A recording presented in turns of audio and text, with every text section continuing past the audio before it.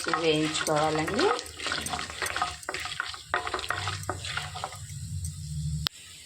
ఆవాలు అనేవి చిటపటలాడుతున్నాయి. పప్పు కూడా మంచిగా వేగిపోయిందండి. ఇందులోకి సన్నగా తరిగి పెట్టుకున్న ఉల్లిపాయ వేసేసుకోవాలి.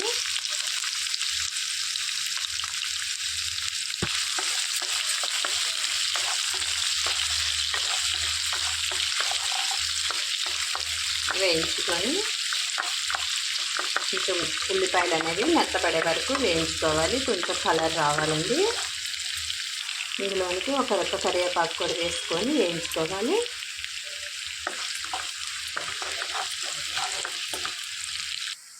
రుచికి సరిపడా ఉప్పు కూడా వేసేసుకొని వేయించుకోవాలి. ఇందులోనికి ఒక 1/2 టేబుల్ స్పూను పసుపు వేసుకోవాలి. తాలింపులో పసుపు వేసుకోవడం వలన మంచిగా స్ప్రెడ్ అయ్యి ఆ నూనెలో మొత్తం కలిసి